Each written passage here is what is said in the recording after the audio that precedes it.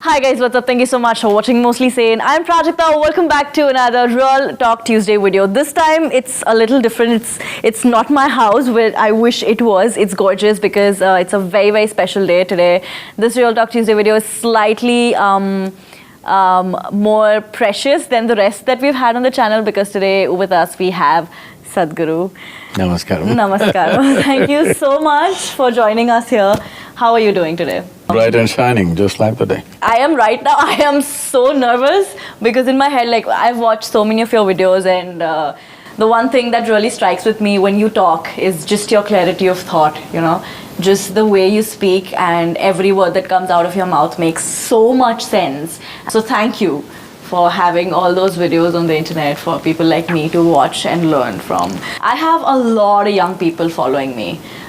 We have people as young as No, I'm just seeing if a lot of young people are following you. So I have a lot of young people following me. I've been doing it for 3 years now. And over these years, we have seen that a lot of them confide in me and in other creators. They confide in us like they would confide in a friend. And eventually, even after reading a lot of emails, talking to a lot of my viewers, I've realized that, you know, they are very lonely because they are young and they spend all their time on the internet. I, for one, grew up, I feel like I just made the cut by not having a mobile phone in my hand when I was in the 6th grade. What do you have to say about that? What do you think about the whole…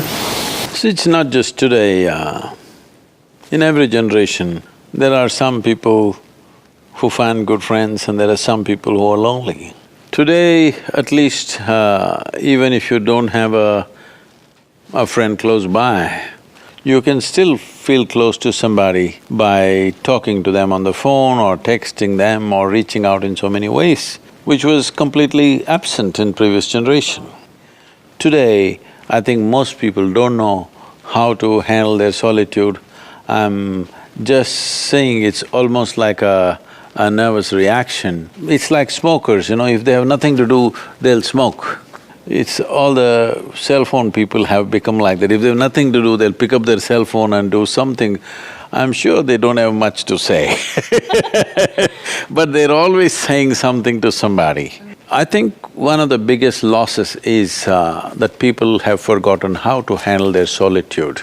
Being alone or lonely is not a bad thing. Not always a bad thing. See, you use two words, alone and lonely. Lonely is different. Being alone is a wonderful space. Lonely means you're longing to be with somebody, but that somebody is missing. That's lonely. Alone means you have found your own company very wonderful. When you're alone, if you feel miserable, obviously you're in bad company isn't it? Speaking of alone and lonely, I feel like a lot of young people that I have come across or that follow me or I have had the pleasure of talking to actually feel more lonely. They're grown old when they're young, if you ask me. They're not young.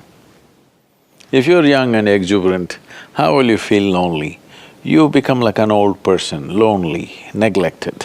But do you think that their dependency on the internet or technology sort of takes away from the fact that they think that it's better to write to a YouTuber and email about what they're going through than to go to a friend or family talk about? You want to talk to somebody that you will never meet. You want to? Yeah, you want to talk to someone that you will never meet because you can say whatever you want. If you talk to your family, you talk to your close friend, every day you have to meet.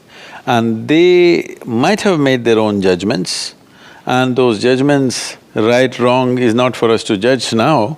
But the important thing is, if you talk to me something very personal about your life, and if every day if you face me… Oh, you're gonna have that energy that, oh my God, he knows a secret. Yes, he knows it. This longing to talk to somebody about all your stuff in your mind, your emotions, is essentially coming from a certain inadequacy of your own existence. Exactly.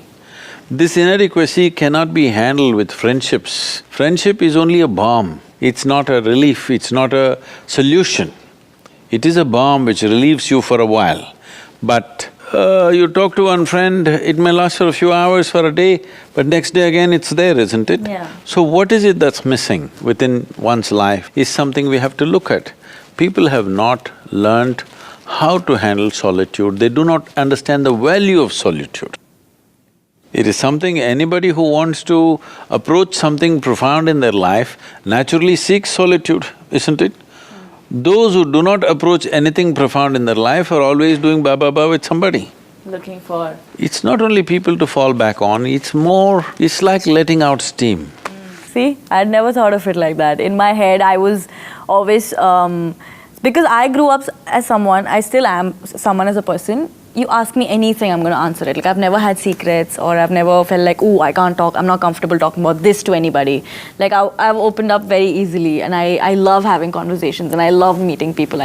Which is why I was very confused with, you know, the whole young people saying that we can't talk about our feelings, or we don't like sharing our feelings, or, you know, we don't like expressing, you know, might as well just like, you know, if you think about it much, it's going to become bigger, which was so confusing for me as a person. I was like, what? I always talk, you know, talking is therapeutic. I think conversations just help things so much. When you say talking is therapeutic, who needs a therapy? Only if they're sick, they need a therapy, isn't it? So we need to look at this.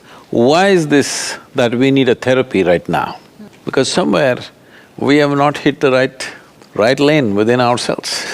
So, to fix that, we need to look within first. Look within means what? People will start analyzing their own thought and emotion. Thought and emotion is not within, it's all outside. In the sense, the content of your thought, all collected from outside or no? The data? Yes. The content of your thought, Yes. whatever, Yes. all data from outside, Yes. isn't it? What you have seen, what you have heard, what you have smelt, what you have tasted, what you have experienced, all from outside. What comes from outside, you can own it and make it yours. It cannot become you, isn't it? Yeah. So I'm asking this question both regarding your body and your mind, your thought and emotion and your physiology. Both you gathered from outside, isn't it? This is a heap of food, that is a heap of impressions. Yeah. So what you gather from outside cannot be you. So right now, most people are dabbling with their physiology or their psychology. Physiological structure and psychological structure keep them busy for an entire lifetime.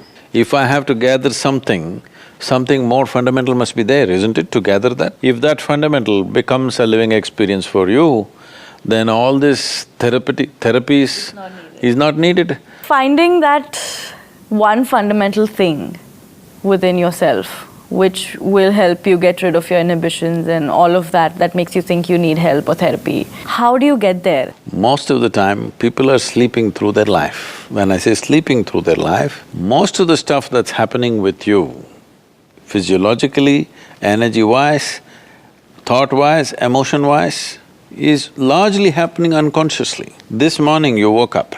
From that moment to this moment, okay, a few hours, Yes. your body has been active, Yes. mind has been active, emotions been on, energy has been on. How much of it did you conduct consciously? None, I think. It's well below 1% for almost every human being. When 99+% is happening unconsciously or accidentally, how can anybody be healthier? I don't know. Are there… because I'm sure my audience wants to know that, and I'm just trying to figure… is there a way? Of course there is a way. See, traditionally in this country, the language is such, action means we say karma. Karma means action. Yes. Physical action, mental action, emotional action, energy action is happening right now, this is what I said. Yes. 4 dimensions of activity are happening for you. There is another dimension of action where neither body is involved, nor thought is involved, nor emotion is involved, nor the biological energy is involved. Such an action, we call it a kriya. It's an inward action. Okay. Outward action, what I can do with my body, what I can do with my mind and emotion and energy, this is called karma. Inward action is called kriya. The chances of karma becoming entangling is always there. People are getting tangled up with life only because of the activity that they perform, isn't it? One of the activities is talking. A whole lot of entanglement happens. And I do that for a living, so… Whole lot of entanglement happens only because people are talking, isn't it? Right now, what you call as social media is just non-stop talking. Yeah, It is gossip gone global. yeah. Non-stop opinions, Yes. non-stop comments. All this activity is entangling in some way if you do not conduct it with the necessary awareness. But the inward action is liberating in nature. This is called a kriya. So when you said, is there an exercise? It is not really an exercise because body is not involved, mind is not involved, emotion is not involved. A different dimension of the life that you are, fundamental life is involved. So this is called a kriya. If one every day touches something beyond their physiological and psychological structure, a space or a dimension beyond these two aspects, in that there is no turmoil. The only two kinds of sufferings that people know are physical and mental, isn't it? Do you know any other kind of suffering? There is no other kind of suffering for a human being. Physical suffering, mental suffering. For most people, it's only mental suffering. Physically, maybe an ailment or an injury or something sometime. Physically, there is pain. But suffering is essentially mental. If only, to put it very simply, if only your mind was taking instructions from you, would you cause suffering or joy to yourself? Joy. So obviously your mind is not taking instructions from you. So we are talking to people, we are trying to do therapies, we're doing all kinds of things. Essentially, what you call as suffering that people are going through is their own intelligence is turned against them, that's all. Once your intelligence is against you, no force in the universe can save you. Once our own intelligence has turned against us, isn't it? Yes. Suppose right now, my right hand starts punching my face. If some other hand tries to punch me, I have ways to stop it. Yes, but you can't… yeah, If my hand starts punching me, yes. there's no way out of it. Somebody has to tie it down. Yeah. If it doesn't work, somebody will have to amputate it, Yes. otherwise this will kill. Right now, that's what people are doing with their own mind. They don't need anybody's help. Most people don't need an enemy, they're doing fine by themselves. Oh, like that. Okay, so I don't know, what you would suggest is in everyday life, sort of just try to be a little more aware of your thoughts, of your actions. Then you will become maybe mentally alert. Mental alertness is not awareness. Okay. Mental alertness will make you survive better. Suppose you're mentally alert, you will drive better, maybe you will conduct your profession better, maybe you will do many other things better. But it doesn't matter how well you survive, you can still suffer. Compared to how people lived here 10 generations ago, today you're living like a queen, isn't it? Yes. In the history of humanity, we are the most comfortable generation, isn't it so? But are we bursting with joy, I'm asking? And you know what gets to me really is about how young that starts. So last year I did this campaign called #IPledgeToBeMe, which was against body shaming, where on World Mental Health Day I actually made a video saying, hey you guys, you know what, if there's anything you're going through, anything you want to talk about and you don't have anybody to talk to it about, then here's my email ID, you can write to me, you know what, if that helps you feel better. And I got so many emails, but this one email stuck with me. It was by this 9-year-old girl who wrote to me saying she's suicidal because she's fat and dark, and her family thinks… she's 9 years old, and her family used to tell her that you're never going to get married. Nobody's ever going to marry a fat and dark child like you. So I feel like, you know, this whole thing where you start becoming your own enemy in your own head, I think that has been starting pretty young for a lot of people. When I was 9 years old, I didn't know how I looked. Were you fat? I was chubby. The double chin has been everywhere with me for the longest time. I was a chubby kid, but it never really came to my attention about what color I was or what size I was when I was 9. The level of exposure today is such that what happened to you at 14 is happening at 9. Yeah. It's like preponed everything. It is, yes.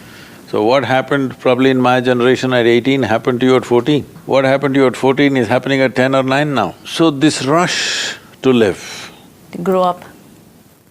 To live. Okay. Essentially to live early, you know. Everybody wants to live, they think it's a race. Yeah. If life is a race, you must win. If you must win, you must get to the finish line quick. First, yeah. That means what? You must be buried first ahead of others. If you win the race, you're finished, isn't it? Yeah. So life is not a race, it's something we need to understand. Life is not a race, it is a certain phenomena. How profoundly can we experience this phenomena is all there is. It's not something that you have to do, it is happening. Life is happening, isn't it? Yes. How profoundly will you experience is all there is in your hands. Instead of that, we are trying to do life. You can't do life. Life is happening. Do you have access to experience it, or are you just a psychological case? That's one way to put it, yeah. But yeah, I think I am so happy with how I had all these ideas in my head before I came, like when I prepared for my talk with you. You prepared and came? I was very nervous. I was like, I don't want to go there. And you have so much clarity about everything, and I was just like, I don't want to be the… You know why? Because I'm life. You are. Yes, I am life. Yeah, you are. Most people are just a bundle of thoughts, emotions, ideas, opinions, prejudices, ideologies and belief systems. I'm just life. I think that's a great way to live, by just being life. That's the only thing you can be, rest is all imagination. Especially if you're a YouTuber, then everything is imagination. Like I live and breathe so much imagination every day. But thank you so much. This has been great. I am so glad that I got to spend this time with you and I actually got to talk to you. It means a lot. And I'm sure it means a lot to all my viewers Please, also. guide the young people right, huh? Guide the young people right. Young people right because they're messing themselves up too early. Exactly. Which is why meeting you was… I was looking forward to it so much. And thank you so much for giving us your time. Just take it. And thank you so much for watching this video, guys. If you like this video, make sure you give it a big fat thumbs up. And don't forget, I come up with new videos every Tuesday, Thursday and Saturday. And also subscribe to my channel, please. I'm gonna see you guys again on Thursday until we meet. Love, love.